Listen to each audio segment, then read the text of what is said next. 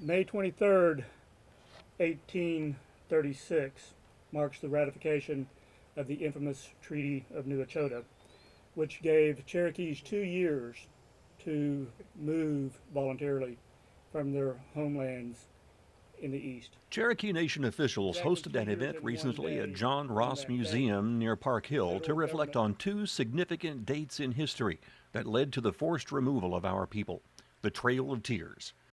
The Cherokees did not lose their spirit. They continued one foot in front of the other, singing hymns, overlooking the hardship,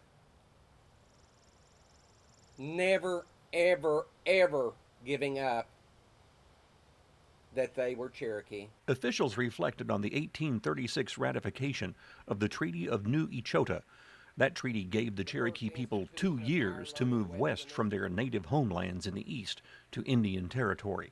The second date marked the beginning of the forced removal, May the 24th, 1838. John Ross was the chief.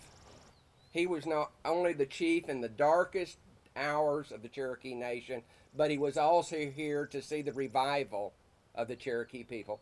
Tribal Counselor Jack Baker read some eyewitness accounts of the beginning of the removal in 1838. In Georgia, we're supposed to be about 8,000 Cherokees. These in general were taken just as they were found by the soldiers, without permission to stop either for friends or property. As the soldiers advanced towards the house, 2 little children fled in fright to the woods. The woman pleaded for permission to seek them, or wait till they came in, giving positive assurances that she would then follow on and join the company. But all entreaties were in vain. It was not till a day or two after that she would get permission for one of her friends to go back after her lost children. Diane Barker Harold spoke of the significance of the Cherokee Rose and read about the legend surrounding it. The mothers of the Cherokees were grieving and crying so much they were unable to help their children survive the journey. The elders prayed for a sign that would lift the mother's spirits to give them strength. The next day, a beautiful rose began to grow where each of the mother's tears fell. The rose is white for their tears. A gold center represents the gold taken from the Cherokee lands, and 7 leaves on each stem for the 7 Cherokee clans. Cherokee Nation Principal Chief Bill John Baker and Deputy Chief S. Joe Crittenden honored the estimated 4,000 lives lost along the Trail of Tears with the Cherokee Rose planting ceremony.